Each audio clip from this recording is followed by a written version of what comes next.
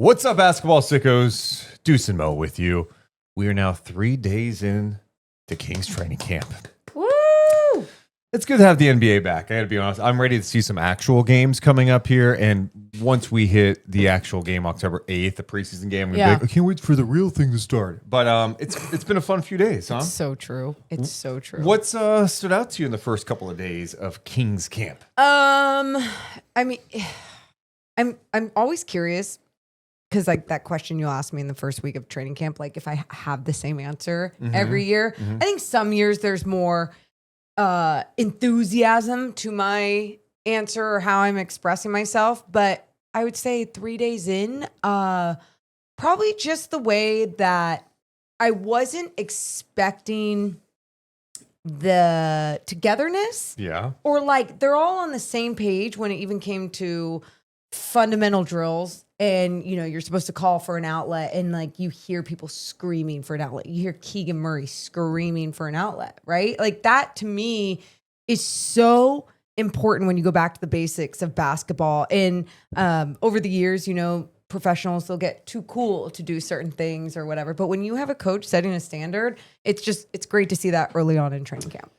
Yeah, and I think this year does feel different from that standpoint of walking into camp going, I don't know what to expect. And I think there's been like a pleasant surprise of like, oh, I thought maybe some of the grumps that were the grumps, some of the I meant to say some of the vets who were here last year. No. Just let me finish. Yeah. Just let me finish. What the hell? It'll make sense. Okay. Some of the vets that were here last year, I expected a little grumpiness from them. Got it. I didn't know if DeMar DeRozan was gonna be like skipping to Sacramento, like I'm excited to be here, or like Malik or Sabonis or Levine. I didn't know what it was gonna be like, and so a few days in, I'm like, dude, like the vibes seem great. Now on the other side of this, like let's just be honest about it. We are 3 days into training camp. They haven't gone up against anyone, and like honestly, the vibes should be good right now. Like they should be. Yes. I mean, that's just the reality. Everything's so new.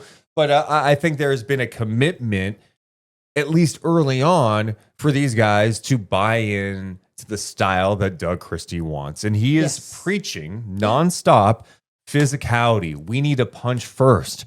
We got a chance to watch practice today, which is really cool. And I think that's the message is like, hey, if we're not physical with each other out here, how are we going to be physical with another team? And so you saw the guys respond in that way. I mean, I think one of the guys that jumped out to me today watching defensively was Zach LaVine. Again, not acting as if he's turning into an all defensive guy, but I'm like, oh, I'm seeing him touch people. I'm seeing him bump people. You don't need to show. Well, I think it's important to show the audience. I don't think you need to show. Anyway, I'm seeing at least him being receptive on that end. And so the physicality has definitely been there. Another guy I thought defensively, Keegan Murray, I expect him to be good, but he has been so physical defensively. And that's how they want to play. They may not be a great defensive team because they don't have the size up front. Yeah. But if they just can at least come forth with like an intensity, a ferociousness, and a physicality, they believe that can give them a chance. An understanding of what you can do together and what you can accomplish when you do some of this shit together, right? Some of the easy things, back to the basics of basketball. And even going to like Keegan Murray and Zach LaVine, you know, when they're doing some drills where you're supposed to be guarding the gap and then being able to still close out on your guy. Someone like Keegan Murray, it's like he teleports. It's just like, how did you get from there to there? It's not even this pure quickness. It's because his body takes up so much space and his wingspan and everything else. And so like, again, things that we've seen before, but then when you come into this training camp to this season with low expectations, no expectations, whatever, wherever you are mentally as a Kings fan, I'm glad that there's things that each day I take away and I am enthusiastic about. I'm encouraged by, and especially when it does start with the vets, like you said, they had every reason to come into this season with the Kings organization and be like, what the hell was given to us last year? But instead they're professionals and they understand what they wanted. They have pride like in themselves and this team and what they can do as a player at this point of their career. And I'm glad we're seeing a glimpse of that early on. We saw a lot of full court drills early on in practice, and that included a lot of running in those drills. So that's the speed and playing fast. That's what they want to do all the time. They're definitely doing the conditioning. And then we got a chance to see them do some 5-on-5 scrimmaging. They bring in some refs. They have 3 refs out there. So kind of like a game-like condition. In terms of rotations, I know everybody likes to look at hey, dude, this guy's playing with the second unit. This player's doing this. There's so many guys rotating in and out. I mean, we saw a second unit that had Drew Eubanks getting some good run. Hell, I saw Isaiah Stevens, one of the two-way guys, playing with the starters at one point. They just mix and match so many lineups throughout in a scrimmage like that. But the thing that is apparent to me early on is the effort level 3 days into camp has looked great. And I noticed that today during the scrimmage. And again, another thing, people might come back at that point, exactly that comment, and go, yeah, shouldn't the effort be there? Yes. It absolutely, it should.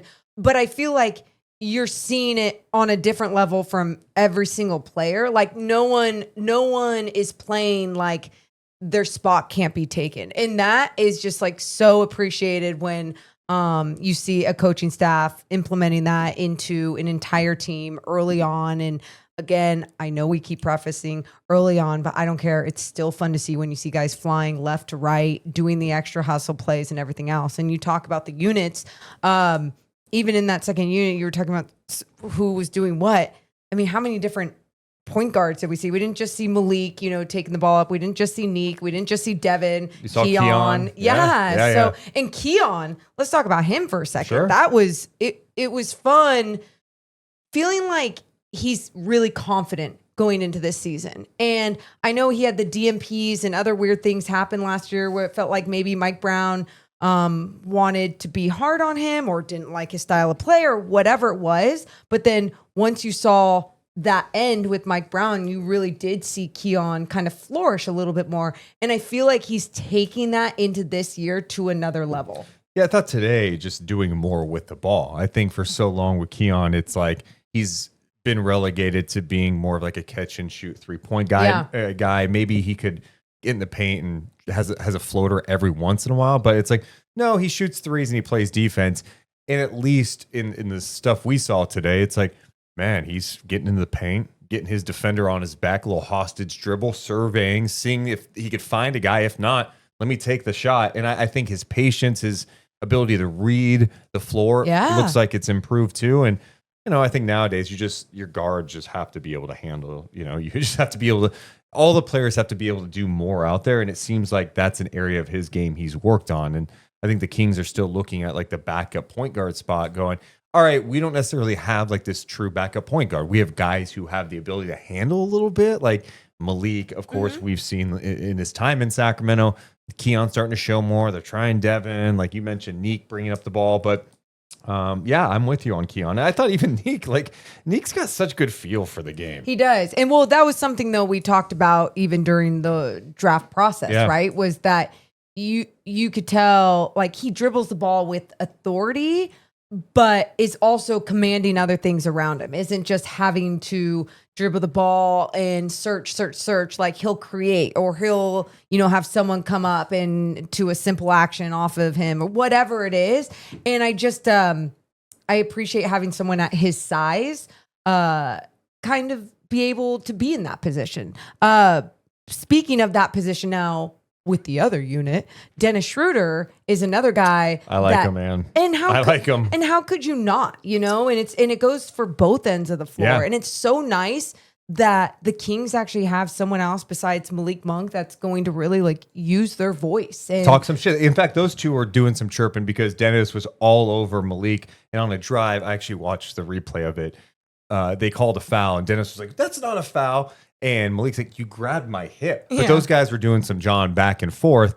And I commented at Morgan, I'm like, God, Malik's usually the only one doing the talking. And to have somebody else that does a little shit talking out there was fun. It's so good. It's so good for the team. So no, obviously early on, just seeing these positives with this basketball team. Let's spend a little more time on Dennis for a second, because I think I was really impressed by him today. I know what he could.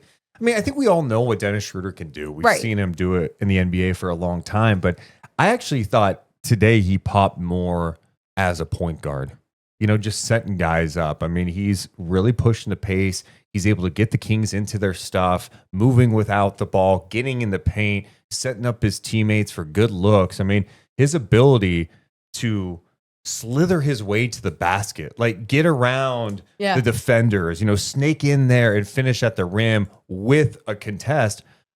I was really impressed by it. And then I think he's doing a good job early in camp, just kind of picking his spots. On this team, he doesn't really need to be the guy that's jacking up a ton of shots. Like, he needs to be the guy that is setting the tone with the pace. Yeah. Getting in the paint, like I just said, setting up guys. And I thought he was checking those boxes. It doesn't mean you don't want him to score. You want him to be aggressive, but I thought he did a good job out there. Yep. I'm with you on that. And so, again, just nice to see after finishing the year off last year with no true point guard. No point guard. Or no point guard. Well, you're right. No true point guard on the team. Yeah, because obviously it's like Malik was trying to take that on, and then he got hurt. And not only did he get hurt, but it's also it's just if you haven't been this true point guard throughout your career in the NBA, and then you're asked to move into that starting lineup as the point guard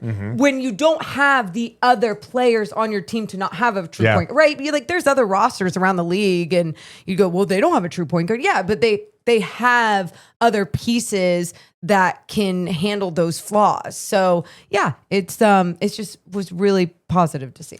Keegan Murray's been a big topic as well in camp, because at media day you had Doug Christie talking about how he wants him to hunt shots, be the hunter. Like, he brought the example of Doug McDermott. When Doug comes in, Doug McDermott's launching threes. Like, the defense feels it, everybody. And Doug Christie wants Keegan to have that mindset of go hunting for your shots. He threw out a number of 10 threes a game for Keegan. And I think it's important to know, I don't think he's literally going, he needs to shoot 10 threes. It's about the mindset of being able to look for those opportunities. And if you're a guy that takes 6.3 threes per game on average in your career, can that be closer to 8? Can you just have that mindset? The other thing that Doug had talked about was his ability at his size, he's got to get to the free throw line more. In the scrimmages today, he got to the free throw line a lot. He did. He was being aggressive. And whether it was in early offense or in the half court, it's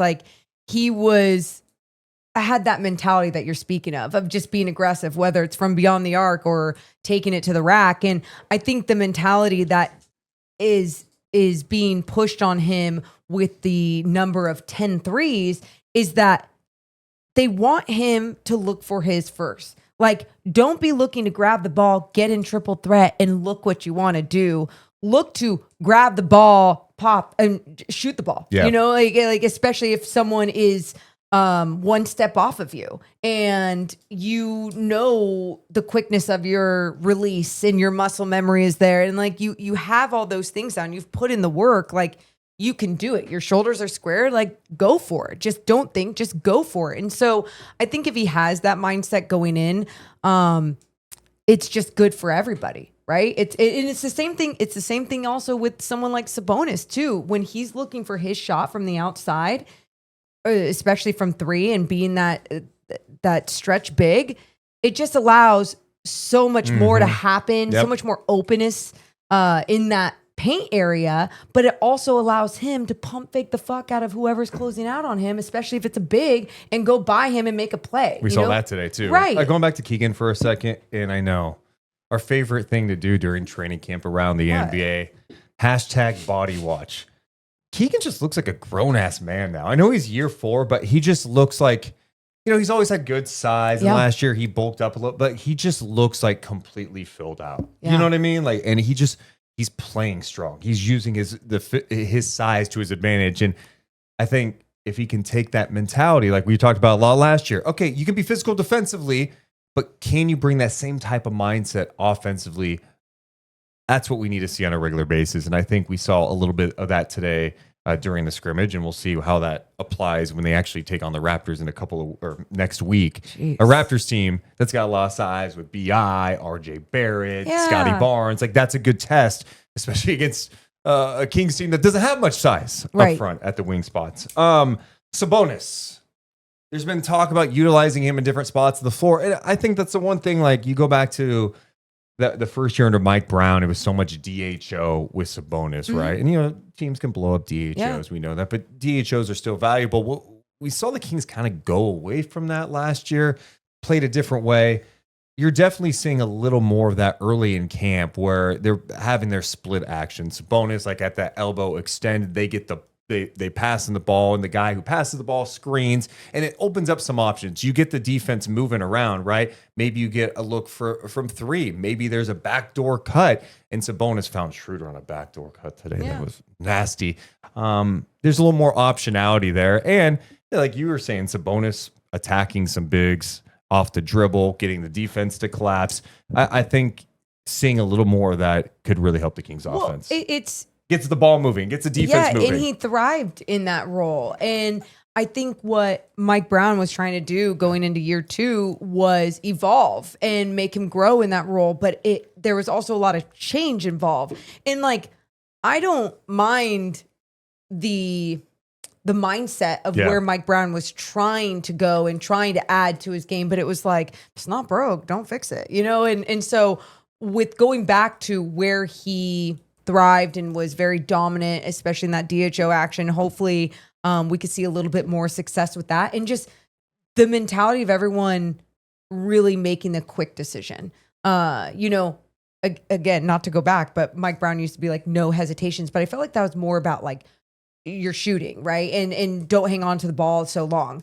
I think it is approached differently with Doug Christie and this roster going into this season when it comes to like, don't hang on to the ball. It's literally like, know what your decision is going to be before you even do it kind of thing. And obviously you have to read. Yeah, they don't want guys dribbling the fuck out of the ball. Like, get off of it. But and trust your teammate to give it back to you. And it was something that Doug said today to the media after, was just how these guys are doing a lot more reading. And so it's like, you're getting the freedom, but just read it right. So if your defender is one step off and if you're getting the ball's getting swung around to you and they seem like they're going to stay, in help and maybe close out on you in a certain way, and they're not the best defender, and you can get this angle on them and take it all the way baseline. Like, have those things ready going for yourself. Be aggressive, because it's only going to create so much more for others. Yeah, they don't want the ball sticking. And I mean, I guess part of this too, the more we talk about all these things, it's so funny because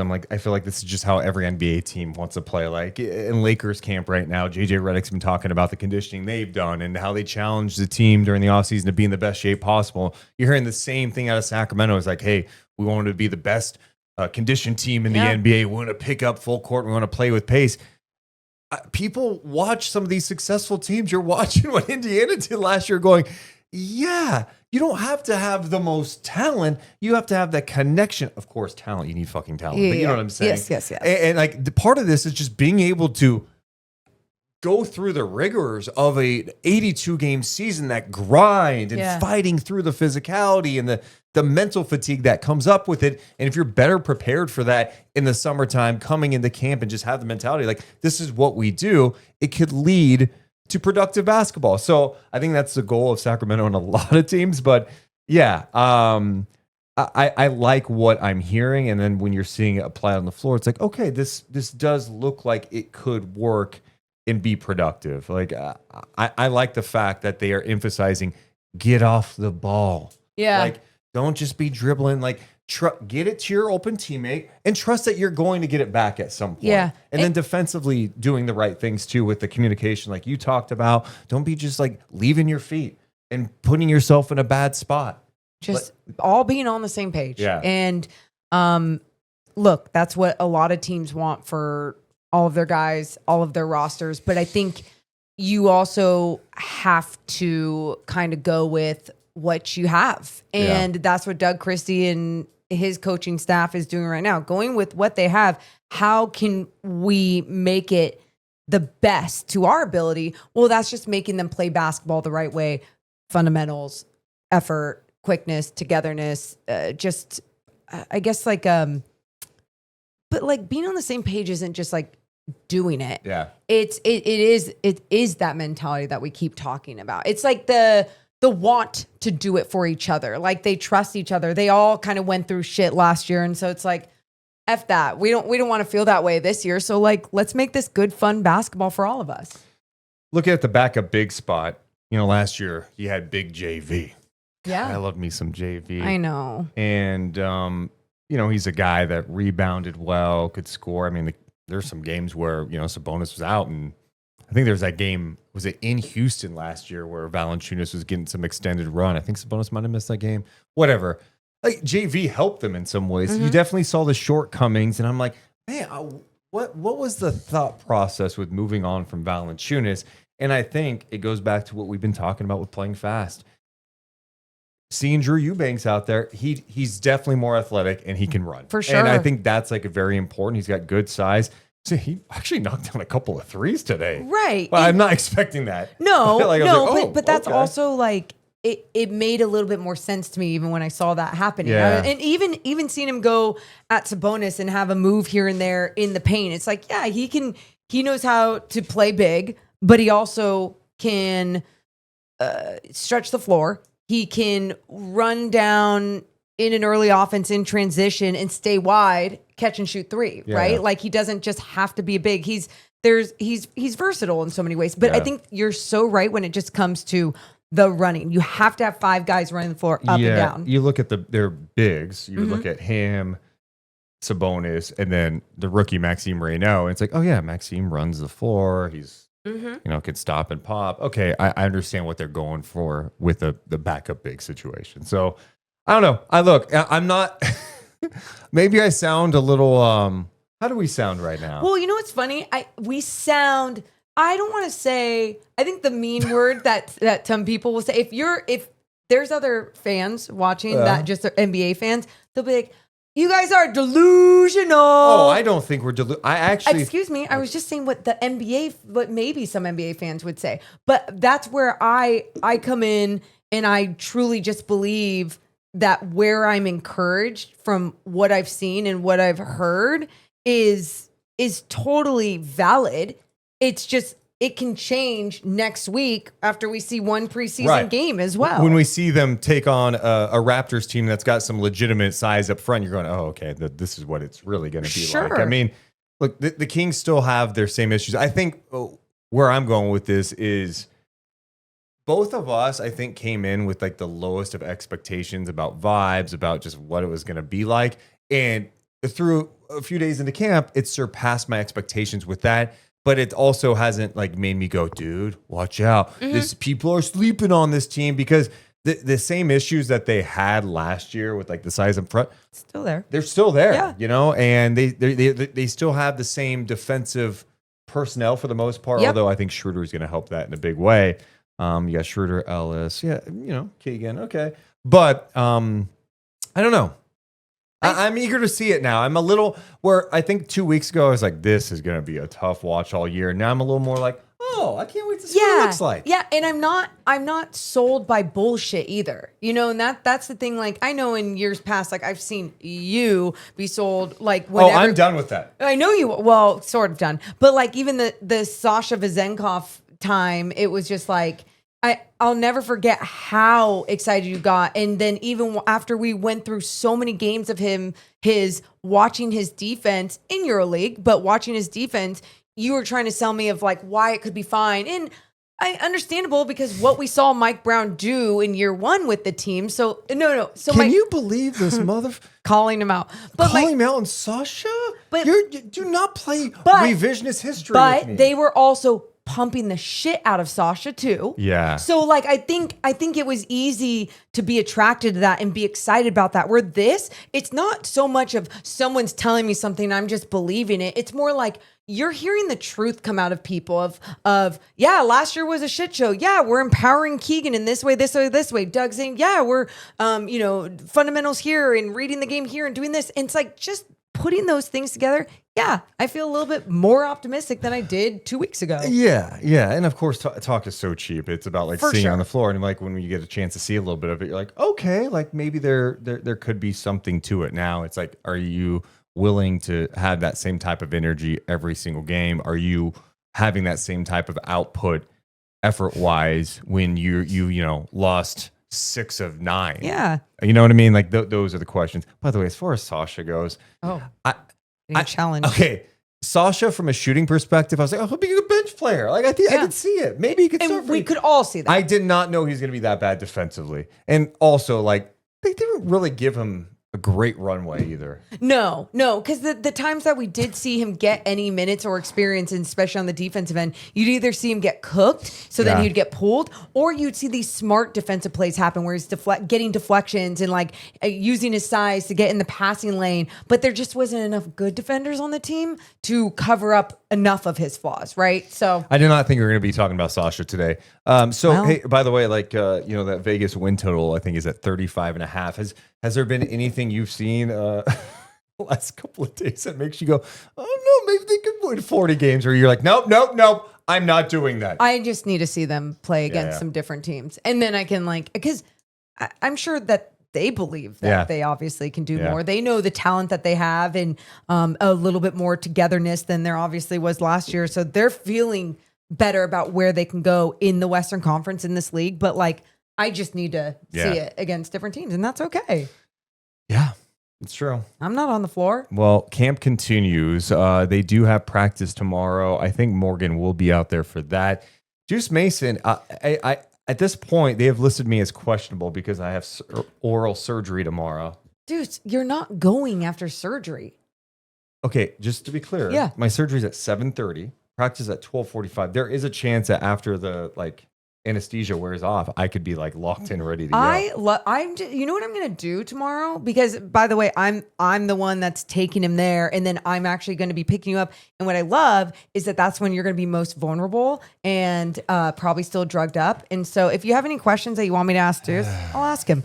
But I think once that wears off, you're going to be so groggy. There's no way. Why would you? Can't you just skip a day? I honestly don't like missing days. I know. And but whatever. I might have to. If not, we got a ton of coverage coming your way. Of course, we'll be live after the first preseason game. Kings Raptors. Yay. Kings lose by 30. Can you believe it's the same old shit? I'm ready for that, What? My mind never even went there. The overreactions. No matter what. Yeah, but from good to bad. It's the same thing. It's sports. I'm seeing Sean and Matt George and all those guys put out the video. Yeah. What do you think I'm about to say? I was like, what are they saying? No, they're just putting out video of the scrimmage today, and fans are dissecting the rotations. Well, it looks like this is the rotation. I'm like, it's 3 days into camp. That's my other thing. Whatever happens in game one of preseason, the rotations, it doesn't mean that's the rotations next game. Training camp is a feeling out process. The preseason, these games matter to figure some things out so you get ready for the regular season. And even in the regular season, rotations change. Lineups are going to change. Injuries happen. Shit goes down. It's bound to change. So what you see in day 3 of training camp may be different on day 5. It's going to probably be different the preseason, and probably be different opening night. So just enjoy the journey. We don't have to project all the time and be crazy here. Let's just have fun. Enjoy the journey. As much fun as we can with this basketball team. Yeah. What's that comment for? I'm so much better. I don't even have that comment in my pocket. Wow. Yeah. Morgan's really changing before I'm not even changing. I'm just realistic of it's like you said going into this season that, what is it? Your logic meter, your emotion meter. I feel like your emotion meter is really turned up. When you say something like that. No, I disagree. Really? I think it's my logic meter going based on the evidence we've seen over the years. I think I'm preparing okay, this team's, it's going to be up and down. It's going to be up and down. I mean, that's me being more positive. I'm not trying to do a season preview. All of a sudden, it's we're talking about day 3 of camp, and this is evolving into a season preview. But I'm going to stick by this at this point in time. From what I've seen and what we know, this team is good enough that they're going to have stretches where we are talking on podcasts and online going, hey, maybe they're better than we think. And then they're going to have stretches where oh, God, their weaknesses are showing at a whole new level. And it's because this is what kind of average, mediocre teams do. They will be good enough to be in some games and be competitive, and they're going to be bad. They're just not going to be a playoff team in my mind. Yeah. and they're not going to be one of the worst teams with the worst record. Totally They're fair. kind of in the middle. Yep. And that's okay. I'm not saying that's okay. But that's what we've been there. Yeah. Yeah. Anyway, let us know how you're feeling a few days into training camp. Have you adjusted expectations based on like the brief things you've seen or any of the comments, or what are you looking forward to in the preseason? Let us know in the comments below. Hit the thumbs up and subscribe. Deuce and Mo, Deuce and Mo, Deuce and Mo. They tell you what they know. Deuce and Mo, Deuce and Mo, Deuce and Mo. The podcast that you know.